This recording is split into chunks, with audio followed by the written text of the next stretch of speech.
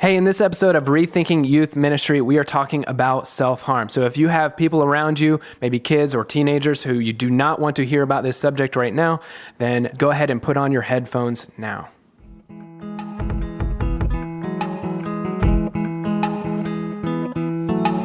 Welcome to Rethinking Youth Ministry, where each week we hope to raise the bar for youth ministry by asking questions, interviewing thinkers, and having real, honest conversations about what it looks like to lead the next generation. I'm CJ, and this week I'm joined by Crystal Chang. Hey there. Ashley Bohentz. Hi, friends. And Kayla Lynn. Hey. Now, Kayla is a counselor here in the Atlanta area who specializes in working with clients, mainly students and teenagers, who are suffering with trauma, depression, suicidal ideation, anxiety, identity, grief, loss, and self-worth. And Kayla is also my sister. So we are so excited for you to join us today. We're so excited for what you're going to bring to this conversation. So today on Rethinking Youth Ministry, we're tackling a heavy topic, and we're actually talking about self-harm, which is why we're bringing in Kayla to discuss this with us. And specifically, we're talking about what to do when a student self-harms. So what you, the youth leader, the student pastor should do, what your small group leader should do, what you should tell parents. But before we get to that, I think right here at the top of the episode, I think it's important for us to define what self-harm is and debunk some of the myths surrounding it. Because when you say self-harm, we all have some things that come to mind and the ways it's done and all of that kind of a thing. We have what we've seen maybe in movies or on, TV shows or 13 Reasons, whatever. And so just kind of walking through some of those myths and just kind of getting a baseline for what this is. So Kayla, can you explain what self-harm is? Yes. Exactly. So self-harm is typically known as a coping strategy for intense emotions that students just don't know how to deal with. And adults deal with these too, but it's mainly seen in teenagers just because that's when we kind of realize that real life is hard and we're not really sure how to deal with that yet. And maybe our parents haven't shown us how they deal with their intense emotions because they don't know how either, or they've hidden how they do that. So typically... Or they're just using other methods. Yeah, exactly. Yeah. Or they're experiencing emotions they never have before. For sure. And then they feel like they're not related to, or they feel alone in that. So when they feel alone, they isolate themselves. And then that's when the idea of maybe if I just do this, that this feeling would go away, or I wouldn't have to feel this emotionally intense if I feel physical pain instead. It's a distraction. But it could also be seen as a punishment. So a lot of times they'll try to punish themselves because they got a bad grade that day or they felt bad about themselves, and this is the way that they know how to do it. And it also could be seen as a method of communicating, like, I'm hurting so badly, I don't know how to express it, so this is the way I'm going to try to. So it's a coping mechanism. It's what else did you say? It's a way to process grief. It's a punishment. It's all of these things that self-harm is their outlet for those things they're facing. Yeah, exactly. It could be a variety of different reasons, but mostly it's seen as a coping mechanism. So before we get too much further, we are gonna talk about what student pastors should do, what small group leaders should do, all of that kind of a thing. But before we get to that, I have a list of truth or myth questions. And this is just what I came up with off the top of my head. When I think of self-harm, these are the things that I assume. And I wanna find out from you and from your background, from your experience, if these are truth or myths. So the first one is, and Crystal, Ashley, feel free to jump in with your experience too, leading ministries, leading students. Ashley is a health teacher. So teenagers are cutting and self-harming for attention. Truth or myth? So, we already kind of said could be a form of communication for them. They don't know how else to seek help. They don't know how else to communicate their feelings. So it could be seen as a way of communicating their emotions. But most of the time, they try to hide it because they do feel shame that they don't know how else to deal with these emotions. So they're trying to process their emotions, but a lot of them are hiding it because they're ashamed. So it's not true. So that's a myth that they're self-harming just for attention. Exactly, yeah. So let's see here. The next one. So cutting on the wrist is the only way students are harming themselves. Truth or myth? No, definitely not. So you can harm yourself in multiple different areas. Some students will choose the cutting route just because some of it's habitual. Sometimes they see there is a release in seeing blood come out and that kind of thing, which is obviously very graphic but so real. And and other ways that they can hurt themselves is they can pinch themselves, they can burn themselves. A lot of times, especially when cigarettes were more of a thing, they would use the cigarette butt to burn the edges of themselves. Wow. Okay. Ashley, do you want to ask the next couple of truth or myths here? Yeah, sure. So, Kayla, truth or myth, eating disorders are a form of self-harm? So that's a difficult one, just because eating disorders are so specialized and they're so complex that it can definitely be seen as a form of self-harm, just because they could feel guilty about what they ate that day or like what they did that day, so they don't think that they deserve to eat or think that they can eat. But I think the big thing that I wanted to say about eating disorders is they are the most deadly mental illness, just because of how severe and controlling that they can get. That they take it so far to the amount where their organs will eventually shut down or they'll get sick from something. But eating disorders are definitely such a complex issue that it could be seen as a form of self-harm, but it's definitely not always that way, just because eating disorders come out of anxiety, depression, all those kinds of things, which are similar to reasons for self-harm. So basically, though, you're saying like an eating disorder is not necessarily a form of coping with something. It's in a kind of a different category then? So eating disorders can be coping because they're trying to control their anxiety or depression or any of the outcomes that they're dealing with. And a lot of it comes out of wanting to be perfect or trying to control something that they can't. So that's what they do, is they'll start doing, they know that they control what they put in their mouths or what they do with their bodies because that's their right. So it's kind of an in-between. Yeah, I would definitely say it's just super complex. It is an in-between, and eating disorders are definitely something that people need help with, and that is hard to see. So, Kayla, hearing you answer that about eating disorders, would it be safe to say that we should maybe be paying attention to eating disorders, maybe even more than cutting? Yeah, for sure. Just because eating disorders are so lethal and become so controlling of somebody's life that it can take a major toll on the student. So, Kayla, do you primarily see self-harm as a female issue? Definitely not. The stereotype is that females can't control their emotions. They are more unstable, and so then they cut, which, you know, it is very common with females, but at the same time, men struggle with the same things too. And I've seen in my clinical experience of men cutting too. They do sometimes cut in different ways, in that I've seen men or really male teenagers cut on their shoulders just because that they have different clothing to cover up so that they don't have to show that to somebody else. So what percent do you think, I know kind of just a side bit here, what percent do you think are men and what percent are female that are engaging in self-harm? Any idea? So I actually don't have one, just because, and this is my personal experience, I am a little bit jaded with research and percentages, but because it's so hidden and there's so much shame around it, I don't think that there is ever going to be an accurate number. And I'm sure somebody else could come up against me and say, no, it's this percentage or this percentage. But the real thing is that this is a problem and a lot of students are dealing with it. So we just need to be aware and be ready for when we're exposed to it in our ministries. That's good. I'm so glad you said that, because I feel like I always hear that this is a female issue or a teenage girl issue. But as I'm leading teenage girls, they're always coming to me saying, what do I do because my male friend is cutting? And I think boys often are just a little bit less likely to talk about it or to share that with somebody, or they're sharing it with female friends, but not parents or adult leaders. That's good. So, Kayla, we have just a few more truth or myth questions, just to, again, just lay this foundation of exactly what we're facing here. Crystal, do you want to bring those up? Yep, I've got a couple. Truth or myth, self-harm is a sign that a student is suicidal. That is definitely a myth.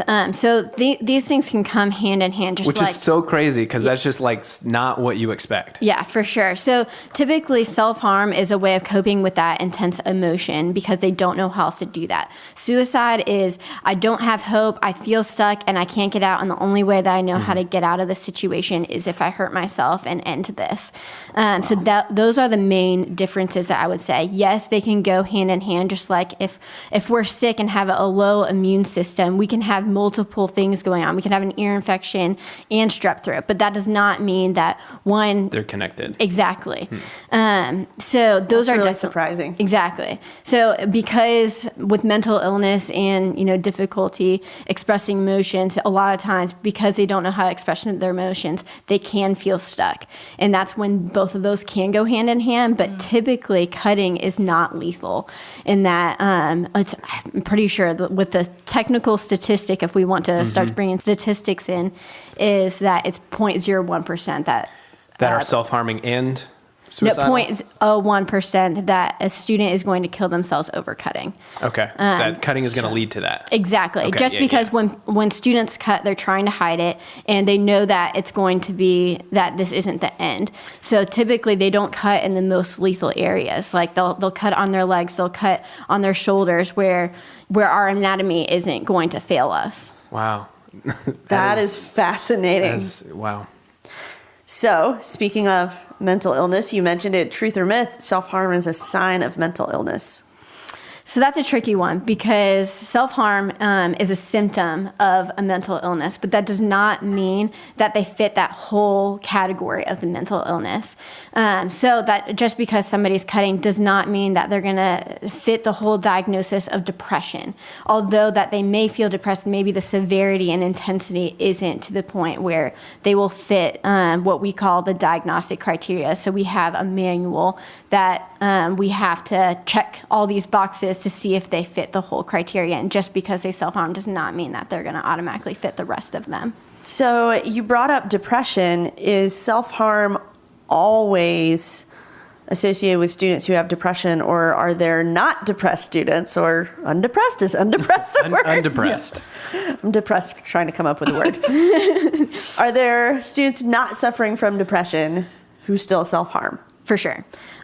Just because a lot of students with severe anxiety will self-harm. Once again, we talked about how this is a coping skill. It's not just a coping skill for depression or having a bad day. It's a coping skill for anxiety as well, which is a big one, or really any intense emotions. A lot of students with intense emotions, whether it's anger or sadness or fear, will resort to self-harm because that's how they know how to deal with it. And then another big thing that I would like to add to it is a lot of students who self-harm can be impulsive in other areas of their lives too, which is where that makes sense. Can you give an example of that?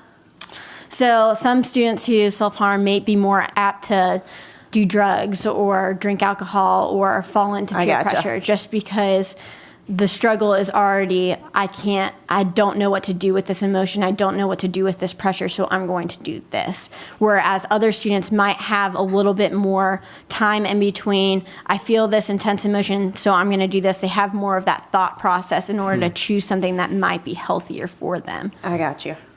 Kayla, truth or myth, self-harm is a learned behavior.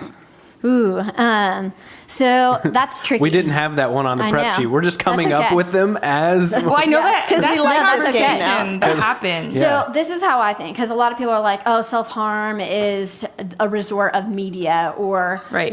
kind of all students Yeah. are talking about it. Honestly. Or it's the 13 reasons thing. Exactly. Yeah. So I do agree somewhat. And once again, this is all my opinion and my clinical experience. So I'm open for other counselors to disagree with me. But what I have seen is that when we get upset, we are desperate. And what the first thing comes to mind is typically something that we've heard most recently, which is why that idea can come up so quickly and why I think we've seen a rise in that.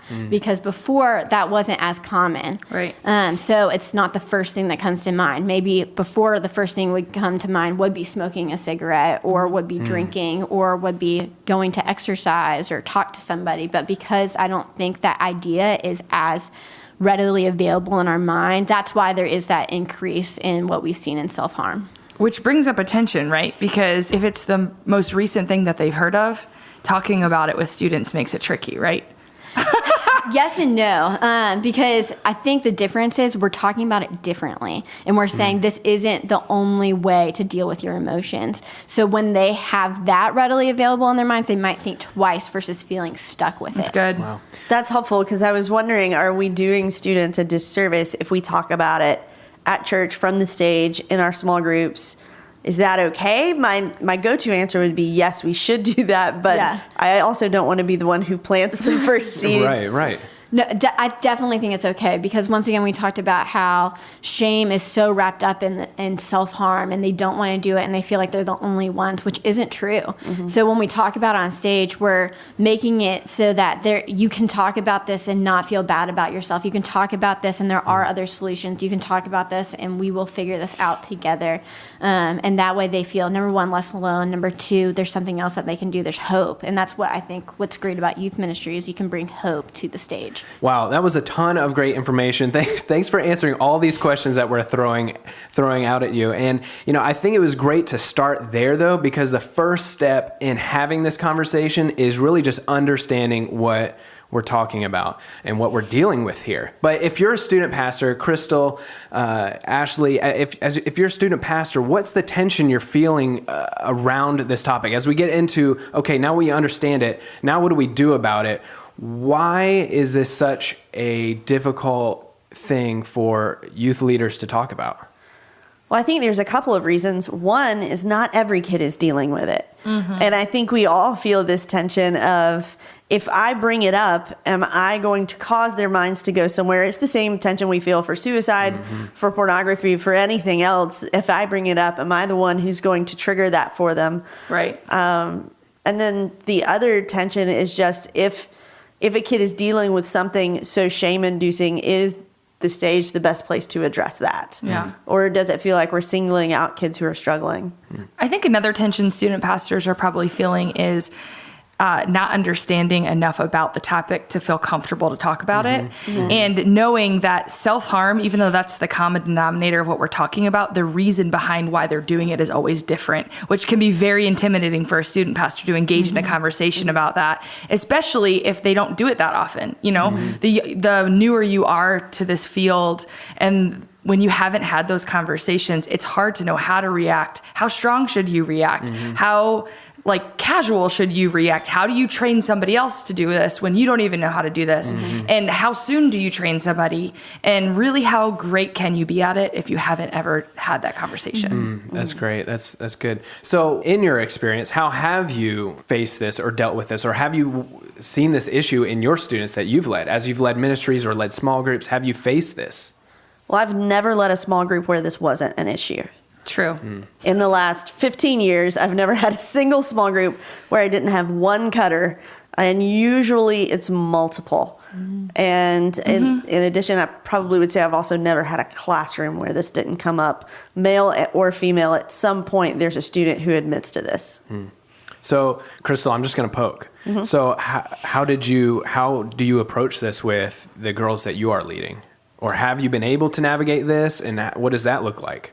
Well, I think there are a few different scenarios. One is when you have a student say, I am doing this currently. And then I think the first step for me has always been, thank you for telling me. Before I freak out, before I tell you what's going to happen next, thank you for telling me. Because it takes just a ton of trust for a kid to admit something that can be wrapped in shame to a leader.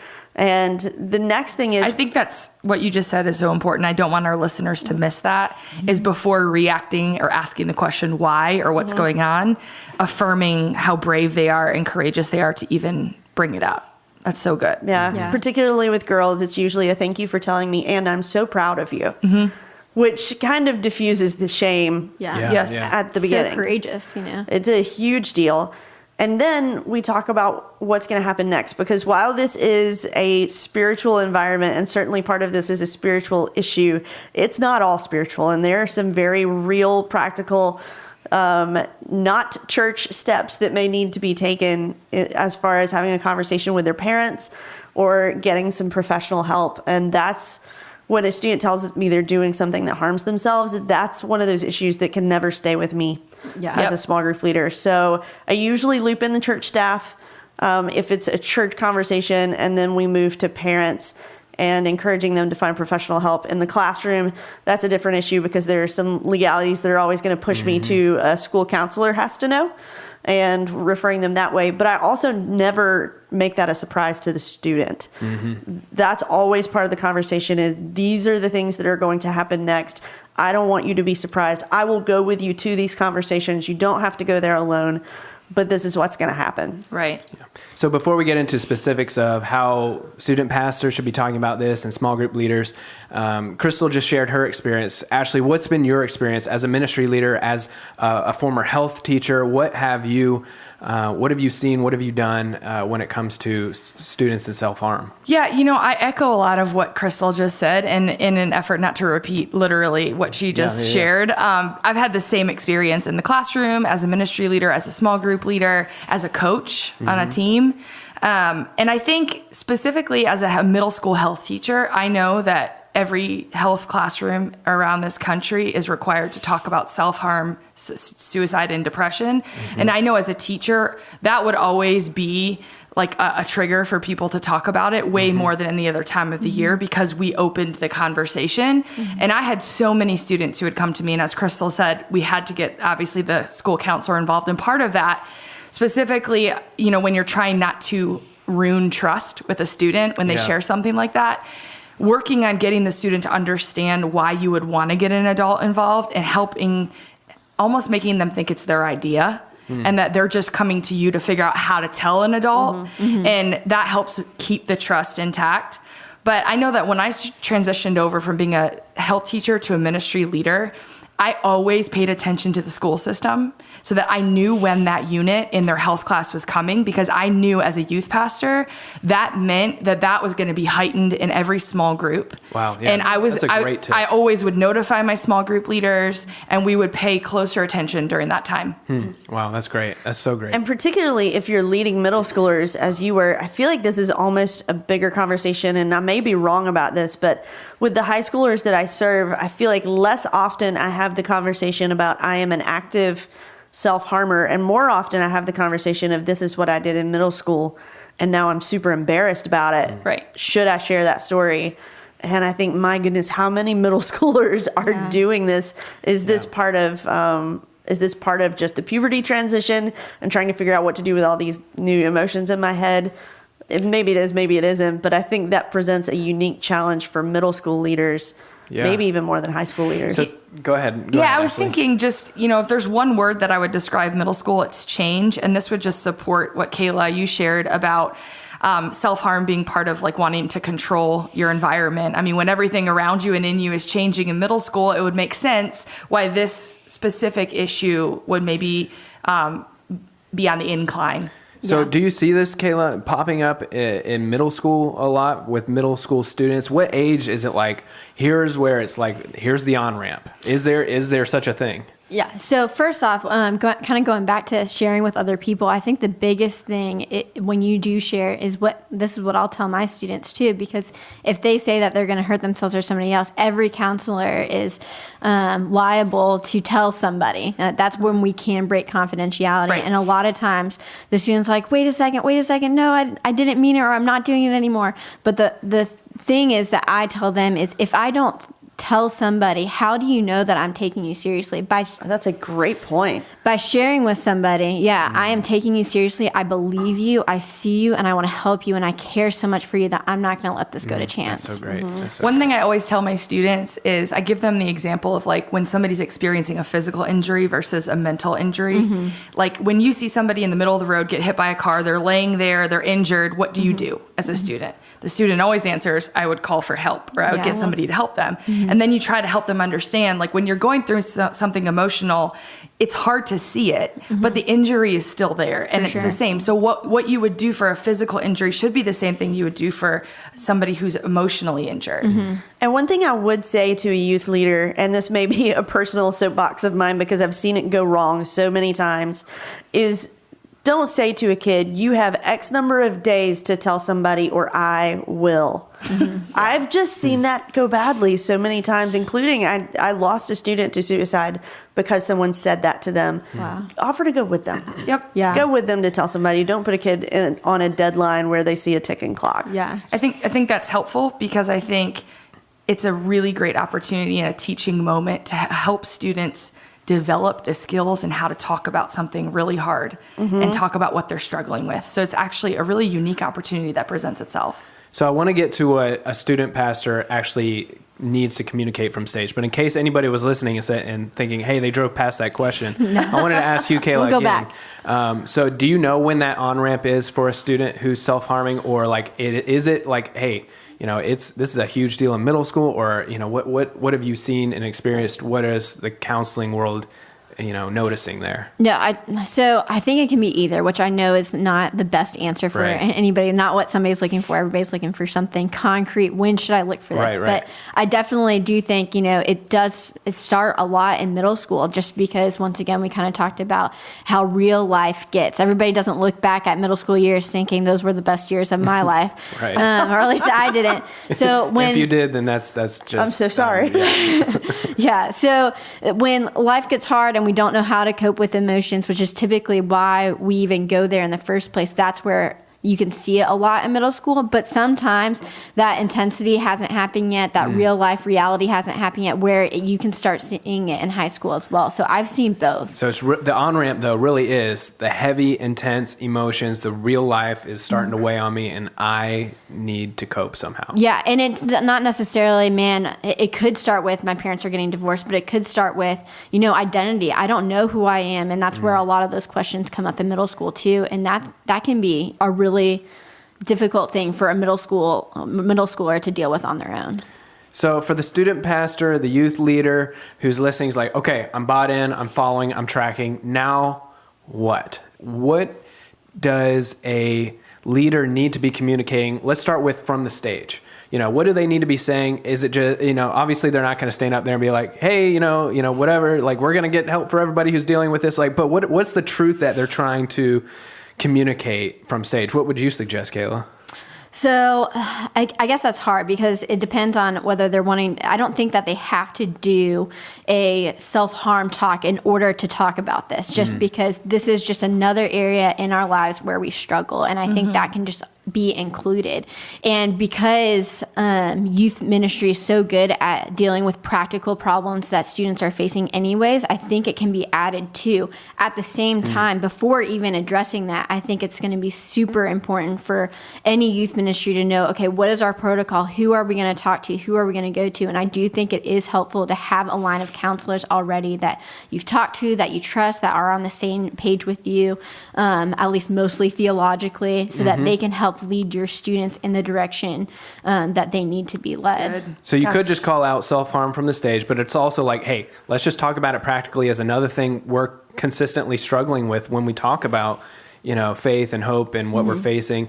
And though, also, this is not just a stage thing. This is we have a roster of counselors. We have, a system, a process waiting here for, because we're going to start engaging this topic. For sure. And I mean, you could almost see it. Self-harm is obviously more severe than a financial issue, but in churches we have, financial support, or we have seminars on those. And I think that can just be included as another topic that the church can get involved with, because this is a topic that is so important in a lot of students' lives. I like what Kayla said, that this isn't a stage first thing. I think sometimes when we talk to youth workers and we say, hey, what could we as a company provide that's helpful? A self-harm series or a self-harm talk is always on that list. Yes. But I think before we ever get to a self-harm talk, we need to have a self-harm process, as in what's going to happen to a kid when they admit this to a volunteer or to a leader, and do we have a clear plan that everybody knows? Do our leaders know what their job is and what their role is? I know here in Georgia where we live, all church leaders are now mandated reporters, meaning if a kid tells them this, they're legally required to report that. I don't know that that's true around the country, but it wouldn't surprise me. And so I think our volunteers need to know when they report and to whom they report. Yep. And then as a church, where's our list of people that we report to? Where's our list of counselors? How do we vet them? And how do we communicate that with families? When do we involve parents? Those are all conversations that we need to have. For sure. So whether or not it's from the stage, or maybe it's one-on-one with a student, or maybe it's a small group leader to a student, or something like that, what's the truth that we're trying to communicate to a student? After we're like, okay, thank you for telling me. I'm so proud of you for telling me. what is the next step for that student? What are we trying to convey to that student that leads them out of this? Maybe even before we get to, we're going to go see a counselor. What does that look like? I think it could start with you're not alone, because a lot of times self-harm starts with I feel alone, I'm by myself, I'm the only one who struggles with these things, and I have no hope to deal with it. So I think and that'd be great to communicate from stage too, if Exactly. if you do bring it up. Like, Yeah. you're not alone in this. For sure. I think it's a great point to make on stage, because almost it seems like because we make self-harm and such a taboo topic, that makes them feel taboo, and then we wonder why aren't they telling me? Well, it was never brought up. It wasn't ever a thing that was okay to talk about. Like, we even talk about sex more on stage than we do about self-harm. And although that's something that, is super important to talk about as well, That's so true. we normalize sex so much more now than we normalize self-harm, which I think can once again be included in the conversation. But as you're kind of going back, CJ, with your question of, number one, say that they're not alone. Number two, this doesn't have to be this way. Like, we're going to walk through this together, just like we walk through life with other people in difficult situations. I can't tell you the one solution that is going to fix this problem, because I know it's so complex, because I know that there's stuff underneath this, but I'm here with you to figure this out together. That's good. Wow. So this is such a helpful conversation already. But for the youth leader who's listening to this, this is a lot of information, and it might be overwhelming, just, quite honestly, right? Yeah. It's a lot to process. So as we begin to wrap up here, I just want to bring up, okay, what is that next step for the youth pastor who's ready to engage this conversation, who's maybe even noticed some of this going on in his or her ministry and just hasn't known how to start, or where to start? What is the next step, Ashley, for that youth leader? Well, first, I would say go back to the beginning of this podcast and listen to the first 10 minutes where Kayla was dispelling a lot of the myths, because I think educating yourself about the topic is going to make you feel so much more comfortable talking about this topic with students, with parents, with small group leaders. Secondly, I would say make sure as a youth pastor, you're not putting yourself in the role of a professional counselor, or you're not putting that pressure on your small group leaders to be the professional counselor for your students. I think that there's a huge difference between what we're responsible for and what we're responsible with. And I think in these situations, we're responsible with the kids who are in front of us and the information that's given to us and what we do with it, but we're not ultimately responsible for that kid's life. And the last thing I want to say is actually something Crystal said earlier. I think the step you can take as a youth pastor is to, instead of starting from the stage talking about it, back into the issue and build a foundation where your small group leaders know exactly what it is, how to handle these kind of conversations before you ever talk about it in a way that would create a domino effect of conversations. Because if people aren't ready to have them, those kids will never open up again. That's so great. That's so great. Crystal, what would you say? What is that next step for that leader who's ready to jump in? Well, there actually was something I wanted to add, and I feel like I'm letting the cat out of the bag a little here, so I hope that's okay. We've actually been having this conversation with Kayla for a while. As Ashley said, starting from the stage is not a good idea. But there may be times in your ministry where you do talk about this from stage, particularly if there are a lot of students in your ministry that are affected. And so we've been trying to figure out, what does that kind of talk even look like? And we've been working with Kayla as a counselor and with local pastors on how do we talk about this sort of topic from stage. And one of the things you said, Kayla, that I thought was so helpful was just that lots of students don't talk about self-harm because this myth that kids do it for attention. And I think even within our leaders, sometimes there's a belief that, oh, don't worry, that kid's just doing this for attention. And most of the time that isn't true. But you said, even if it's true, that's a problem. And even if it's true, that's an illness. And that's something that as their ministry leader, we should be addressing. And so I would say, no matter where you think your kids are on the spectrum of self-harm for any reason or self-harm for attention, I think we should be brave enough and responsible enough to talk about that. In addition to that, Crystal, if you're a youth pastor listening and you're like, I know for a fact not a lot of my students are dealing with this, I don't know if I want to talk about it from the stage, know this, that even if your students aren't the ones cutting or self-harming themselves, the chances of your students being friends or relatives of someone who is doing So that high. is so high. And so helping students understand their role when it comes to their friends who are self-harming or their family members who are self-harming, I think is extremely beneficial to their mental health. That's so great. Kayla, do you have any final thoughts for that youth leader who's ready to take that next step, trying to figure out what that looks like for him or her? Yeah, I think Ashley did really well in saying that you don't have to have all the answers in order to have this conversation. You don't have to have all the answers in order to be there for somebody. I think it's a team effort that we all need to come together as small group leaders who can be there for them, who can check in on them and see what they're doing in counseling, see how they can hold them accountable, see what truths they can remind them during the week when the counselor can't do that. So it's really cool to come together with youth ministry so that on the youth ministry side, they can give resources so that a student can go to counseling and that a small group leader is equipped to learn, okay, what is our protocol? What do I need to do? What can I say in between the time of a student that discloses that they're self-harming and going to counseling? Because there is that time in between. Yeah. That's a big jump from a student who's just now revealing that he or she is facing this and the time they walk into a counselor's office. For sure. There's a lot of that has to happen and a lot of guidance that they need in that moment. Yeah, and it is the counselor's job to help make a plan, but I think it's so cool when I see my clients go and talk to their small group leader or their youth leader to say, hey, this is what we're working on. Can you walk through this with me? Can you help remind me of this? And that's where we can all come together with our strengths. Wow. Well, thanks for sharing that, Kayla. I know just listening to you, I mean, I speak for all three of us, and I think I speak, Kayla, for the people listening. That's just like, you're bringing so much insight to the table, and I think it's so helpful, and it speaks to the importance of having a network. If you're a student pastor or youth leader, having a network of people to go to and to lead students to if they're facing that, because I don't have all the answers. I'm a small group leader. I don't have all the answers. Crystal and Ashley don't have all the answers. The youth leaders listening don't have all the answers. But they can establish a network of people around them and around the students in their ministries to guide and lead these teenagers. So it's so huge. Thank you so much for joining us. Thanks for having me. Well, and hey, just as a side note before we close, if you're listening to this conversation and you're like, they didn't talk about suicide at all, like we're talking about self-harm, they didn't really talk about anything about that, just stay tuned because next week we're going to dive into that issue specifically. So if you're like, they totally just drove past all of that stuff, just keep listening. We're going to have that conversation another day. So again, thank you guys for joining me for this conversation, and thank you for listening to the Rethinking Youth Ministry podcast. If you enjoyed today's episode, we would love for you to subscribe to the podcast on iTunes and leave us a review on iTunes while you're there.